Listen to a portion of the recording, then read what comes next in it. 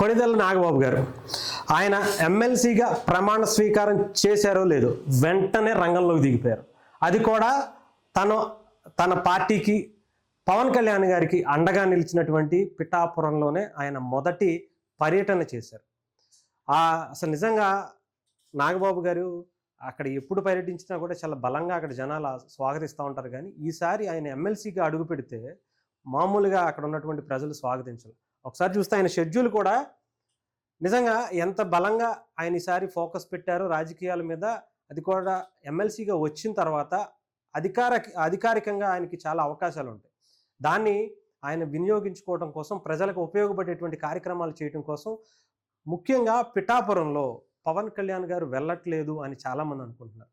కానీ నాగబాబు గారు ఎప్పటికప్పుడు గతంలో కూడా ఆయన రాష్ట్రం అంతా పర్యటనలు, ఎలక్షన్ టైంలో కూడా పర్యటనలు చేసినప్పుడు నాగబాబు గారు మాత్రం అక్కడే ఉండి ఆ పిఠాపురం నియోజకవర్గాన్ని చాలా బలంగా అక్కడ ఉన్నటువంటి సమస్యల మీద, అక్కడ ఉన్నటువంటి నియోజకవర్గ నాయకులతో అందరితో కూడా ఎప్పటికప్పుడు మాట్లాడుకుంటూ ఎలా గెలిస్తే ఎలా గెలవాలి, దానికి సంబంధించినటువంటి గెలుపు ఏదో ఒక విధంగా గెలవచ్చు, కాకపోతే ఒక నిజాయితీగా గెలవాలి, దాంట్లో కూడా ఒక బలంగా గెలవాలి, పవన్ కళ్యాణ్ గారు అసెంబ్లీలో అడుగు పెట్టాలనే ఉద్దేశంతో నాగబాబు గారు చాలా బలమైనటువంటి ప్రణాళిక సిద్ధం చేసుకుని అక్కడ ఉన్నటువంటి పరిస్థితి.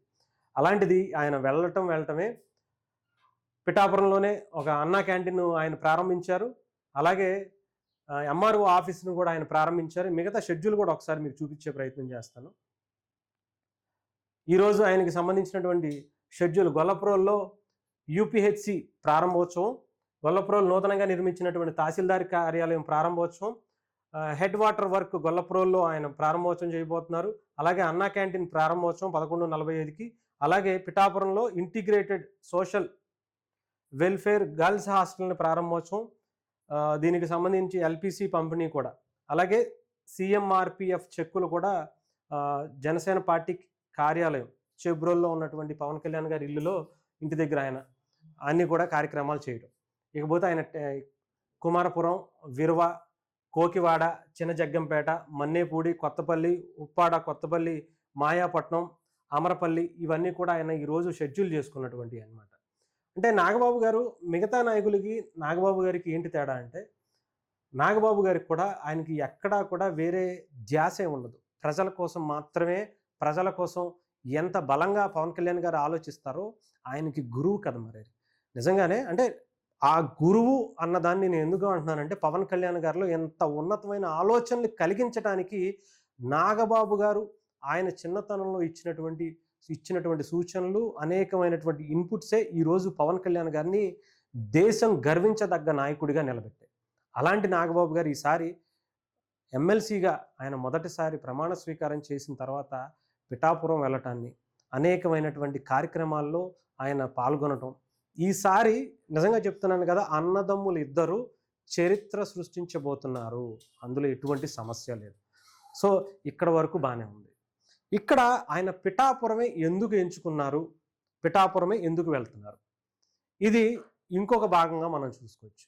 ఎందుకు అంటున్నాను అంటే, పిఠాపురంలో ఇప్పటికే టీడీపీకి సంబంధించినటువంటి వర్మ ఏదైతే అక్కడ కొంత గందరగోళానికి సంబంధించినటువంటి సృష్టిస్తూ కనిపిస్తున్నారో, దానికి చెక్ పెట్టేందుకే పవన్ కళ్యాణ్ గారు నాగబాబు గారిని స్పెషల్గా అక్కడ ఆర్డర్స్ ఇచ్చి ఆయన్ని అక్కడే ఉంచే విధంగా, అక్కడ ఉండేటువంటి నాయకులందరికీ నాగబాబు గారు పెద్ద దిక్కుగా గతంలో కూడా ఉన్నారు. ఈసారి ఆ ఇంపాక్ట్ని, వర్మ ప్రభావాన్ని తగ్గించే విధంగా వర్మ ఏం చేస్తున్నారు అంటే, ఎస్విఎస్ఎన్ వర్మ టీడీపీ ఇన్ఛార్జిగానే ఉంటూనే కూటమికి వ్యతిరేకంగా, అంటే జనసేనకి వ్యతిరేకంగా అనేక కార్యక్రమాలకు శ్రీకారం చుడుతున్నారు. ఆయన ఎలా అంటే పైకి చిరునవ్వులు చిందిస్తూనే కింద కత్తితో పొడుచుకునేటువంటి కార్యక్రమాలు అన్నమాట. అంటే ఆయన పవన్ కళ్యాణ్ గారు నాకు మంచోడే, పవన్ కళ్యాణ్ గారు అది ఇది అని చెప్పి పొగుడుతూనే వెనక ఆయన అనుచర గణంతో జనసేనకు వ్యతిరేకంగా, పవన్ కళ్యాణ్ గారికి వ్యతిరేకంగా, దాంట్లో భాగంగానే మొన్న ఆయన ఏదో ఒక అపార్ట్మెంట్ దగ్గరికి వెళ్ళిపోయి అక్కడ ఏదో మొత్తం అంత చెత్త ఉండిపోయింది, ఇదంతా క్లీన్ చేయించాలి అని చెప్పి బయటకు తీసుకొచ్చినట్టుగా. మరి గెలిచినటువంటి సంవత్సర కాలంలో అదే నియోజకవర్గానికి సంబంధించినటువంటి నాయకుడిగా వర్మ గారికి అది కనిపించలేదా అంటే కనిపిస్తుంది. అలాంటివి చాలానే ఉంటాయి. ఎందుకంటే ఏ ఒక్క రోజులోనో ఒక సంవత్సరంలోనో తీరిపోయేది కాదు ఆ నియోజకవర్గ సమస్య.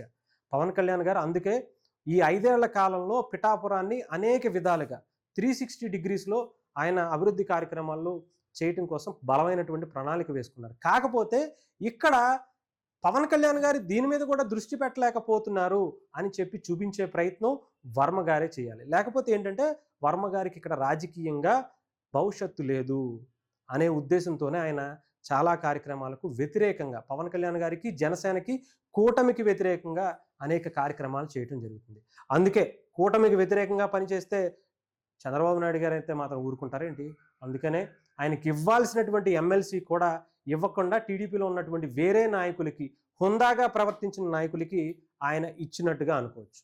ఇక్కడ జనసేన ప్రభావం ఏం కనిపించదు. ఎందుకంటే జనసేనకి ఇవ్వాల్సినటువంటి సీట్లు వాళ్ళు తీసుకుంటారు. అంతే తప్ప నాగబాబు గారికి కూడా వర్మ గారికి ఇవ్వాల్సినటువంటి ఎమ్మెల్సీనే నాగబాబు గారికి ఇచ్చారంటే ఆయనకన్నంత మూర్ఖత్వం ఇంకెవ్వరికీ లేదని అనుకోవాలి. ఎందుకంటే వర్మ గారికి మిగతా టీడీపీ నాయకులు ఎవరికైతే ఇచ్చారో వాళ్ళలో సీటు ఇవ్వాలనుకుంటే వర్మ గారు నిజంగానే పనిచేసి ఉంటే అంత అద్భుతమైనటువంటి గెలుపులో, పవన్ కళ్యాణ్ గారి గెలుపులో వర్మ గారి పాత్రే ఉంటే టీడీపీ ఎందుకని ఆయనని పక్కకు పెడుతుంది? ఇది జస్ట్ అక్కడ ఉన్నటువంటి వ్యక్తులు ఆలోచించుకోవాల్సినటువంటి అవసరం ఉంది. అంతేకాకుండా స్వయాన టీడీపీ అధినేత చంద్రబాబు నాయుడు గారిని, ఆయన చిన్న బాస్ అయినటువంటి నారా లోకేష్ గారిని అత్యంత దారుణంగా బూతులు తిట్టించినటువంటి టీడీపీ ఇన్ఛార్జ్ కానీ, టీడీపీ నాయకులు కానీ రాష్ట్రంలో ఎవరైనా ఉన్నారంటే కేవలం వర్మ గారు మాత్రమే. ఈ నిజాన్ని కూడా చాలామంది గుర్తుంచుకోవాలి. ఆయనకి తెలియకుండానే, ఆయన చెప్పకుండానే ఆయన అనుచరుల్లో ఇంతమంది అంత దారుణంగా తిట్టే అవకాశం ఉంటుందా? సరే తిట్టారు అనుకుందాం, ఆయనకి తెలియలేదు అనుకుందాం. తెలిసిన తర్వాత పిలిచి క్షమాపణ ఏమన్నా చెప్పించినట్టు ఏమన్నా దాఖలాలు ఉన్నాయా? లేదు. పోనీ వాళ్ళని ఏమన్నా సస్పెండ్ చేసినట్టు ఏమన్నా వర్మగారు చేశారా? ఆయన ఇన్ఛార్జే కదా. లేదు. ఎందుకు అంటే ఆయన ఆధ్వర్యంలోనే జరిగింది కాబట్టి అది పక్క వర్మగారు, ఎస్విఎస్ఎన్ వర్మగారు, ఆయన వర్గం పని కట్టుకుని పవన్ కళ్యాణ్ గారి స్థాయిని తగ్గించే ప్రయత్నం పిఠాపురంలో చేస్తుంది. అందుకనే ఈసారి రంగంలోకి నాగబాబు గారే ఎమ్మెల్సీగా తిరిగారు. అది కూడా పార్టీకి సంబంధించినటువంటి నాయకుడిగా తిరిగితే వేరు. ఇప్పుడు వర్మ గారికి నిజంగా చెక్ పెట్టడం కాదు, పూర్తిగా పక్కకు పెట్టేసినటువంటి పరిస్థితికి వచ్చే పరిస్థితి అవుతుంది. ఎందుకంటే నాగబాబు గారు కనుక ఇప్పుడు ఎమ్మెల్సీగా దిగటమే కాకుండా ఆయన రేపొద్దున మంత్రిగా దిగితే వర్మ కనీసం ఏమీ చేయలేనటువంటి పరిస్థితికి అయిపోద్ది. ఆయన ఏం చేద్దామన్నా కూడా గవర్నమెంట్ కూడా కూటమిలో ఉన్నటువంటి అక్కడ ఉన్నటువంటి ఏ డిపార్ట్మెంటు కూడా సహకరించినటువంటి పరిస్థితికి అయిపోద్ది. సో ఇది స్ట్రాటజీగా కూడా అనుకోవచ్చు.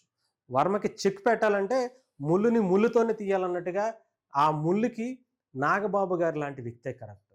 ఆయనకి అన్నీ తెలుసు. ఆయనకి రాజకీయంగా నిజంగా చెప్పాలంటే పవన్ కళ్యాణ్ గారి కన్నా ఎక్కువ ఎక్స్పీరియన్స్ ఉన్నటువంటి వ్యక్తి. ఆయన రాజకీయంగా పోటీ చేయకపోయి ఉండొచ్చేమో. అంటే పవన్ కళ్యాణ్ గారితో 2019లో పోటీ చేశారు, నరసాపురం ఎంపీగా ఓడిపోయారు. కానీ 2009 నుంచే 2008, 7 నుంచే కూడా చిరంజీవి గారు పార్టీ పెట్టాలన్నప్పుడు పవన్ కళ్యాణ్ గారి కన్నా ముందు నాగబాబు గారు గ్రౌండ్ లెవెల్లో ఆయన పెట్టినటువంటి మీటింగులు కావచ్చు, తీసుకున్నటువంటి ఇన్పుట్స్ కావచ్చు, ఆయన ఎంతోమంది ఇబ్బంది పెడుతూ అప్పటి ప్రజారాజ్యాన్ని, చిరంజీవి గారి కుటుంబాన్ని ఆయనకు తెలియనటువంటి విషయాలు.